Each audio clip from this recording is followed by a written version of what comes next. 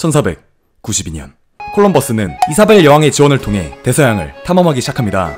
그리고 10주 뒤 그의 함대는 이곳 바하마 군도에 도달하게 되었고, 콜럼버스는 생각합니다. 우와, 여기가 바로 아시아구나. 그는 왕궁에 이 소식을 전달하기 위해 이곳의 여러 물품들과 원주민들을 잡아다가 스페인으로 끌고 갑니다. 이후 콜럼버스는 세 번째 항해인 1498년이 되어서야 아메리카 대륙 본토에 상륙할 수 있게 되었고, 이 같은 신대륙은 콜럼버스가 아닌 신대륙을 잔뜩 홍보하고 다녔던 아메리고 베스푸치의 이름을 따서 아메리카라고 불리기 시작했습니다. 아메리카 대륙의 원주민들이 처음 이곳에 정착한 시기는 약 1만 4천년 전에서 1만 6천년 전 사이로서 유라시아 대륙에서 건너온 것으로 추정하고 있습니다. 물론 이 또한 확실한 시기는 아닙니다. 분명한 것은 아메리카 대륙을 최초로 발견한 것은 유럽인들이 아니라 아메리카 원주민들이라는 것입니다. 자, 아무튼 15세기 콜럼버스의 아메리카 대륙 발견 이후 스페인과 포르투갈 등의 유럽인들은 금강 발굴과 종교 전파를 위해 주로 이곳 플로리다와 중남미 대륙으로 대거 넘어오기 시작하였고, 이후 아메리카 대륙은 미리 식민지를 선점한 스페인, 포르투갈 뿐만 아니라 네덜란드, 영국, 프랑스 등의 후발 주자들까지 우르르 몰려들기 시작하면서 본격적인 식민지 쟁탈전이 벌어집니다. 1607년에는 영국이 이곳 현 버지니아 지역에 제임스타운이라는 식민지를 건설하였고, 1608년에는 프랑스가 퀘벡을 건설하였고, 1624년에는 네덜란드가 맨해튼에 정착합니다. 한편 영국 내에서 사이비 취급받으며 지속적으로 박해를 받아왔던 청교도들은 1600년대 무렵부터 종교의 자유가 보장되는 네덜란드로 넘어가 조용히 살기 시작하였는데, 이곳에서도 그들은 외국인 노동자 취급을 받으며 저임금 노동에 시달릴 뿐이었습니다. 결국 이를 견디지 못한 일부 청교도들은 새로 개척되고 있는 신대륙으로 이주하여 청교도를 마음껏 전파할 수 있는 사회를 만들기로 결심합니다. 1620년 9월 스스로를 순례자로 칭하는 35명의 성도와 67명의 일반 이주민들은 메이플라워호를 타고 영국 플리머스에서 이곳 매사추세츠 지역으로 이주합니다. 그리고 이들은 기존의 식민지 개척 이주민들과 달리 원주민과의 좋은 관계를 유지하면서 빠르게 안정적인 생활을 도모할 수 있게 됩니다. 이들은 정착 이후 첫 수확을 이뤄냈던 가을에 커다란 잔치를 벌이게 되는데, 이때 초대된 사람들은 당시 이주민들을 도와주었던 원주민 전사들이었습니다. 이들은 칠면조와 호박, 옥수수들로 3일 동안 신나는 파티를 벌이면서 최초의 추수감사절을 보내게 됩니다. 그리고 13년 후 이 지역의 원주민들은 유럽인들이 지녔던 천연두 전염병으로 인해 대부분 사망합니다. 이후 2주 10여 년간 청교도들은 그간 모은 재물로 런던에서 빌렸던 빚도 싸그리 갚고, 심지어 식민지 회사까지 차려 이곳 신대륙에 청교도들의 피난처를 만들어내기까지 합니다. 이후 영국의 식민지 개척은 핍박받는 청교도들과 일확천금을 노리는 이주민들로 인해 빠른 속도로 발전해갑니다. 영국뿐만 아니라 프랑스, 스페인 또한 서로의 식민지 그리고 원주민과의 전쟁을 벌이며 영역을 확장해 나갔고, 이 과정에서 네덜란드는 영국과의 전쟁으로 북미 대륙에서 결국 철수해 버리고 마는데, 네덜란드가 영국에게 뉴욕을 넘겨준 과정이 궁금한 분들은 우측 상단 영상을 확인해 주시면 됩니다. 그러던 17세기 중반 무렵 영국에서 입헌 군주제의 시작을 알리는 명예혁명이 펑!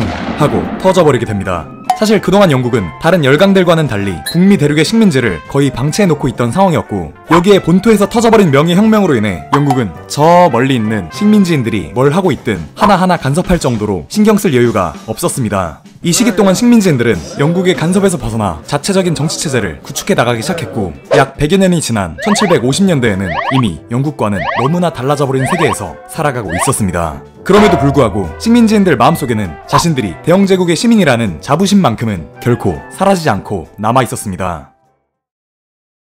이 사건이 발생하기 전까지만 해도 말입니다. 1754년 북미 대륙에서 식민지 영유권 문제로 지속적인 충돌을 이어오던 영국과 프랑스 사이에서 결국 전쟁이 발발합니다. 이 전쟁은 유럽의 7년 전쟁으로까지 확전되며 아주 치열한 양상을 이어갔고, 이 시기에 그 유명한 조지 워싱턴 중령이 참전합니다.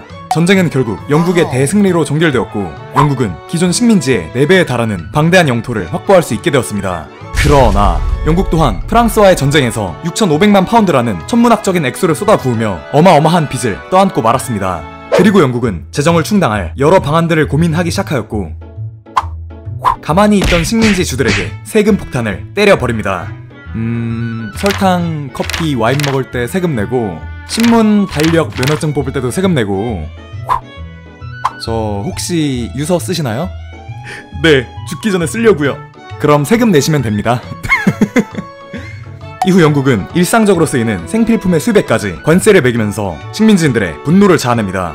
이들은 영국 의회 안에 식민지를 대변해줄 대표도 없는 상황 속에서 어떻게 세금을 걷어갈 수 있냐며 대표 없이 과세 없다 라고 외치며 저항을 이어나갔고, 예상 밖 저항에 당황한 영국 당국은 그동안 부과했던 세금들을 전부 폐지하게 됩니다. 홍차만 빼고 말입니다.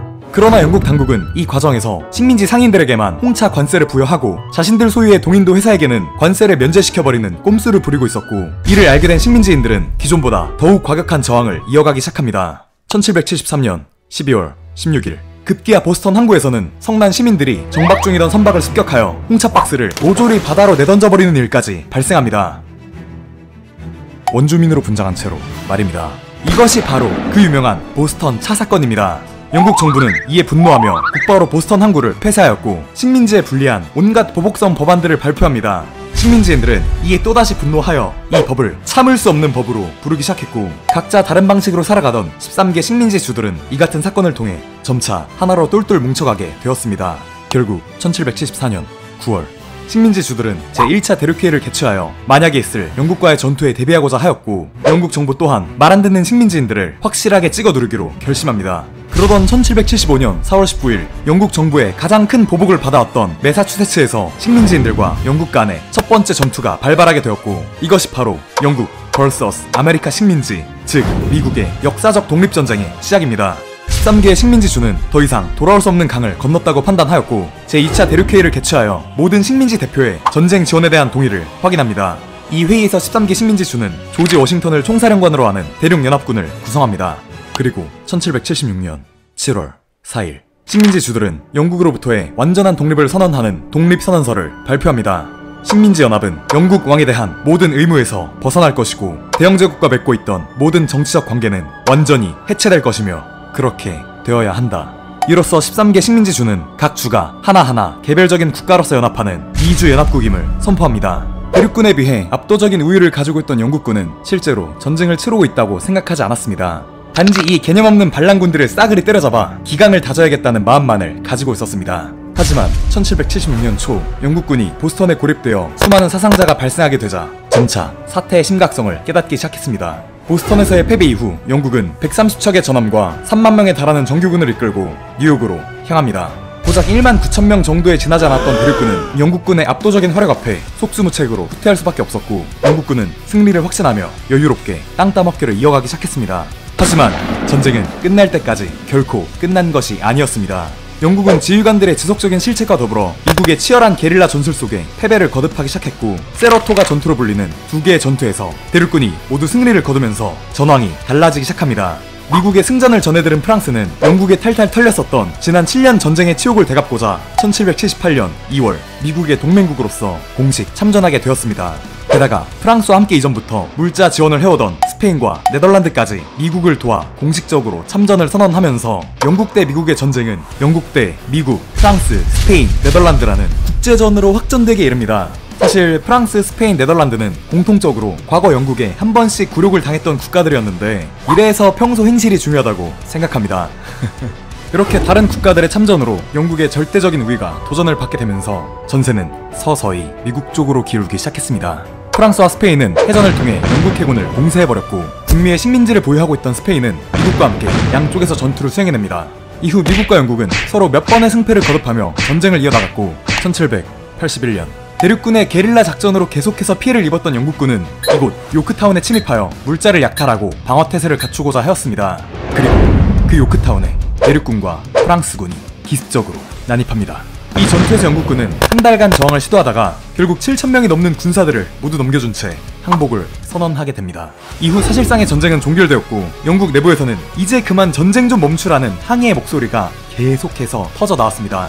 1783년 9월 3일 파리 조약을 통해 미국은 완전한 독립국가로 인정받게 되었고, 영국이 소유하고 있던 이만큼의 식민지까지 모두 넘겨받게 됩니다. 스페인 또한 이 전쟁의 결과로 플로리다를 얻어냅니다. 그리고 개별적인 국가의 연합으로서만 존재했던 미국은 이후 13개로 쪼개져 있던 주들을 1787년 필라델피아 회의를 통해 미합중국으로 통합을 이루어내어 현재와 같은 연방 국가의 모습을 갖추게 되었고, 냉혹한 국제정치 속으로 본격적인 걸음을 내딛기 시작합니다. 참고로 프랑스는 이 전쟁으로 영국에 대한 복수는 이루어냈지만 과도한 군사비 집행으로 인해 국고가 거덜나버려 성남 민중들의 자유주의 혁명에 휩쓸리게 됩니다. 그리고 1800 1812년 무슨 이유에서인지 독립을 쟁취했던 미국이 갑작스럽게 영국에게 선전포고를 하고 영국은 또 이를 애써 무시하려는 상황이 벌어집니다. 다음 영상은 1812년 미영 전쟁으로 찾아뵙겠습니다. 감사합니다.